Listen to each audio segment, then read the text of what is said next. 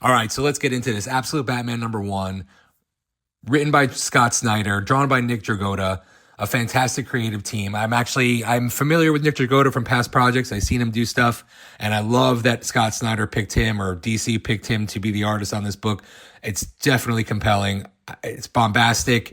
It really does 100% inform, what I think is obviously Scott Snyder's vision for this version of Batman.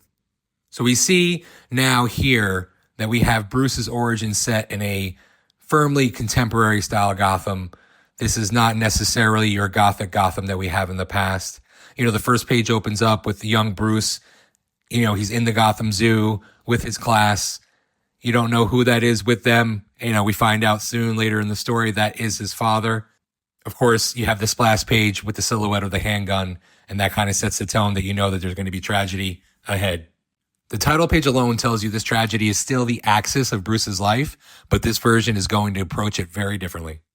I like the way that Nick Dragotta filters those flashback pages, so you know it's definitely something that's going on in the past, and we come to the modern day, you have a much cleaner version of what's going on.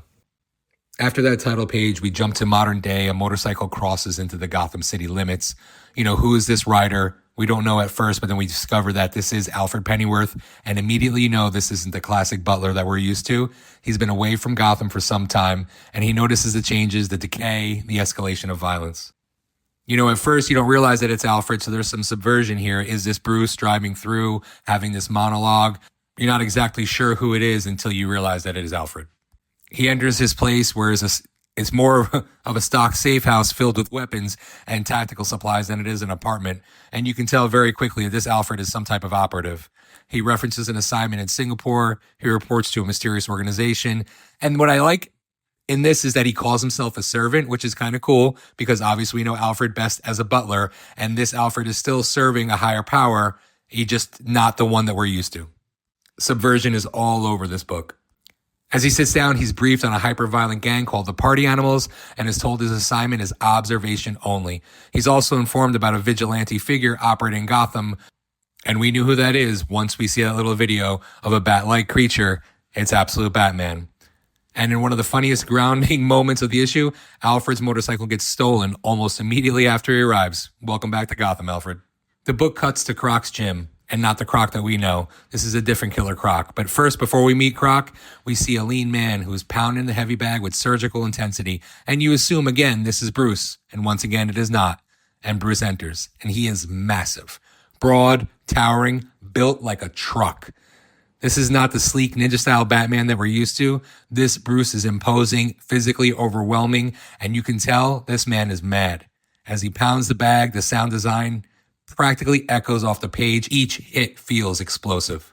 And the memory creeps in. The zoo, his father, the gunshot, the rhythm of his punches syncs with the trauma until he smashes right through that heavy bag. Like I said, this is an angry, angry Batman. Way different than the Batman we know. And that's the thesis of this Batman. He doesn't internalize quietly. He breaks things.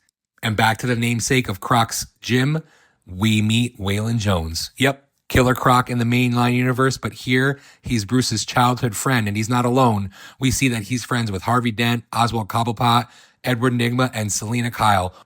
Every one of them reimagined as part of Bruce's early life cycle. It completely reframes Gotham as we knew it and Gotham's future.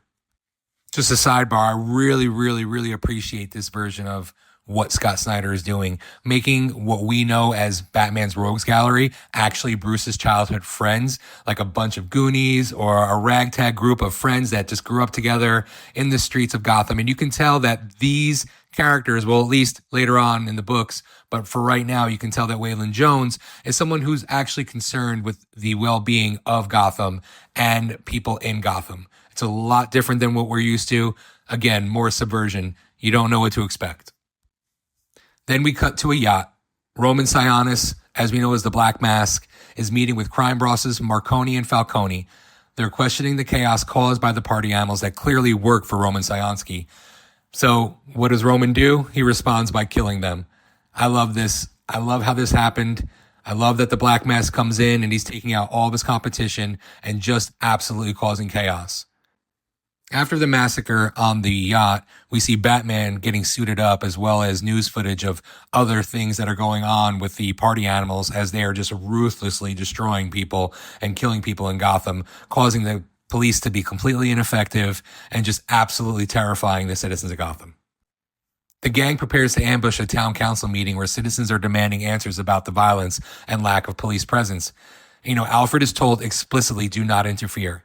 We meet this absolute version of Jim Gordon, and he is the mayor, not the police commissioner, but he has been a police officer in the past. We also see Waylon Jones up there, Selena Kyle, and other characters in this council meeting. Everybody begging and pleading for something to be done. The party animals are absolutely running rampant on Gotham. Just as Mayor Gordon tries to settle down the crowd, the party animals storm the building. Automatic weapons, no fear, no hesitation. They don't care. They do not care. They will kill police officers, anybody that stands in their way. They fire on Gordon, and just before it becomes a massacre, Batman appears in one of the most badass scenes that I think I can remember Batman ever being in.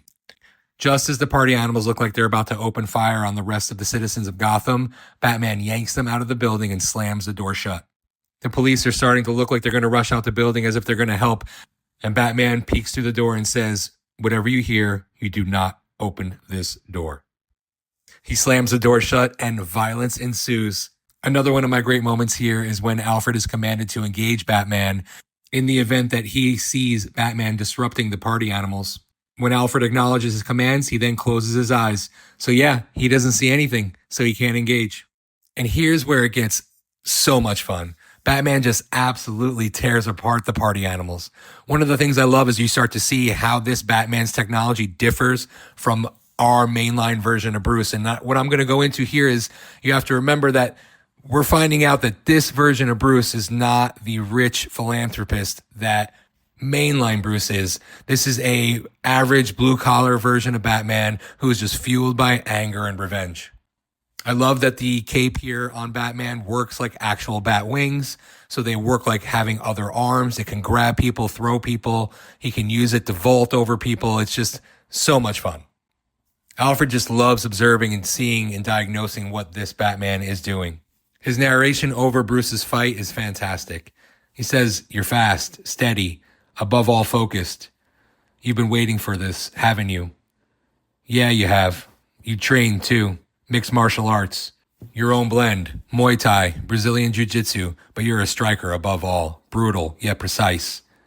You're putting on a show, a leg stomped on so everyone hears the crack, an arm snapped over your knee, sending a message. You're enjoying it too, and the knife work, my lord. So bloody, yet you miss every artery by just enough. No fatalities at all, not one. So an idealist, bloody hell. I love how he points out that this Bruce is putting on a show, making sure that other people fear him, see what he's capable of doing without having to take a life. He will rule through fear one way or another, whether that's respect or just absolutely terrifying the heck out of his enemies. Then we get the big moment we've all been waiting for. One of the party animals brandishes a huge cleaver. This is probably a bigger cleaver than I've ever seen. And then Batman, he shows him, he one-ups him, and he takes that big, giant bat symbol on his chest, and you see that that is a battle axe for this Bruce to utilize against his foes. Not going to lie, before I read Absolute Batman, I thought that was really corny.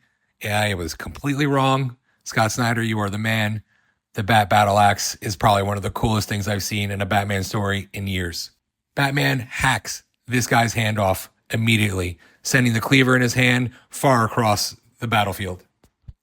So another quick note, and something that I think that is very interesting about this Batman, and we're going to find once we see this montage from Alfred in a moment, is he booby-traps Gotham. As a matter of fact, he's booby-trapped a lot of Gotham. This Batman is an engineer. It's someone that's definitely taken his job as Batman a lot differently than mainline Bruce Wayne.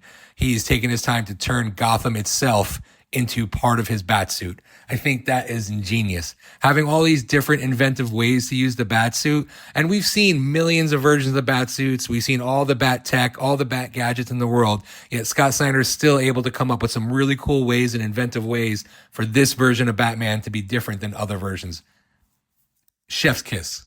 So after Batman defeats the party animals, Alfred decides that he's actually going to engage Batman. Yeah, and that doesn't go over too well for Alfred. With all of his operative skills, Batman quickly takes him out, takes his weapon, and disappears. This next part is really great. This is when we see another narrated montage from Alfred. Like I said before, he pieces it all together. He knows that Bruce is Batman. He reconstructs the origin. He identifies the emotional vulnerability that Bruce has, and we discover that Bruce's mother is alive. That this version of Bruce has only lost Thomas Wayne, and Martha's still alive. He's lived his life growing up in the city with a single mom. Just another change to his character that really brings a brilliant perspective to this. We find out that Bruce is an engineer. And again, I mentioned before, he builds traps throughout Gotham, environmental countermeasures, urban defense systems embedded in the city itself. Like I said, Batman isn't just a man in a suit. He is a network. He's absolutely built himself and embedded himself into Gotham. It's absolutely brilliant. Alfred follows him all the way to a lair that's perched atop a skyscraper. We find that Bruce is utilizing the tops of these skyscrapers as his bat cave or his belfry, a lot different than our mainline Batman, but all these vacant and abandoned skyscrapers have become little headquarters for Bruce, and this is where he's basically watching Gotham and starting to stalk the night. Some more subversion here as Alfred tries to take Bruce down, and Bruce points Alfred's own shotgun at him that he stole when they met at the town council earlier. Bruce says, "Give me the gun. You're no killer," because Alfred's already diagnosed that this Batman's an idealist, and then boom, Bruce shoots him right in the face. He then jumps on the motorcycle, which apparently he's the one who stole that motorcycle earlier in the issue, which is hilarious, and yet another subversion, thinking it was a criminal. And you know that now Bruce has been watching Alfred the whole time. Not only does he know that Alfred's been out there from the start, he knew that Alfred was watching him. This Bruce is just as smart and as cunning, if not more, than mainline Bruce. We also find that Alfred survived the blast because our idealist Batman here converted his weapon to be non-lethal, and small little bat-shaped spikes are sticking out of Alfred's face. So yeah, that ends the issue, but there's an awesome epilogue. We find out that the person that Alfred was tracking before he came to Gotham was none other than the Joker. But this is not the Joker that we know, just like this is not the Batman that we knew. So this Batman grew up poor in the streets of Gotham. Well, we now have our wealthy philanthropist entrepreneur character in this Batman, and that is now the Joker. He's rich beyond means and definitely deadly. The pilots of the helicopter that are transporting the Joker are having a conversation talking about how to behave in front of this wealthy individual. One of the pilots is being a little jovial about the situation, and then he is warned, "Don't do that, don't joke." Why? He didn't hear the guy never laughs, not at anything ever. That's why they call him the Joker. Yet another subversion in this absolute universe. So we have a rich philanthropist Joker who has the means to do whatever he wants and probably murder whoever he wants. So we have a poor blue-collar Batman. It really sets the place for a completely different version of Batman. Nothing that I was expecting. It's flipping class dynamics, relationships, power structures. We have Alfred as a handler, Gordon's the mayor, villains, childhood friends, Joker's the establishment, Batman is the outsider. And most importantly, this Batman is raw. He's bigger, louder, more physically dominant, but emotionally, he's still the boy at the zoo. He's haunted by the gunshot echoing through his life. Every strike he hits is another loud gunshot echoing in his ears. And I think that's what makes this reinvention work, because no matter how much you change the world around him, Bruce Wayne is still chasing the sound of that shot. It seems like Snyder's whole approach to the absolute line seems to be keep the emotional truth and change the structure. Doesn't seem like he's just remixing character, that he's rearranging power. Absolute Gotham is politically unstable, institutional trust is eroded, police response is weak, and Snyder's Batman here feels closer to a siege engine than a shadow. Nick Dragotta's kinetic art style amplifies that physicality. It's less gothic elegance and more raw impact. Where mainline Bruce used inherited wealth, absolute Bruce uses earned skill and fierce brute strength. I'm hoping that they keep continuing to strip these characters to their core themes, remove the inherited scaffolding, rebuild from emotional first principles. Don't do nostalgia for nostalgia's sake. Keep the deconstruction and the reconstruction. Absolute Batman isn't trying to replace the mainline version. It's asking, what if Batman emerged today in a harsher, more openly violent Gotham without generational wealth as a safety net? Hopefully DC and Snyder keep these books streamlined and don't start convoluted with big gimmicks. That's what really started to ruin other comics and just got things too convoluted. So yeah, I'm into it, We have a bigger, angrier, working class Batman. And I think that this version of Batman is someone I can resonate with and I can empathize with, which is different than the wealthy, rich philanthropist version of Bruce. Well, all right, nerds. I hope you enjoyed this as much as I enjoyed Absolute Batman #1. Let me know what you liked about Absolute Batman #1 in the comments below. Please like this, comment, share, anything you can do to help. I would appreciate it. Alrighty, I'll talk to you soon, nerds.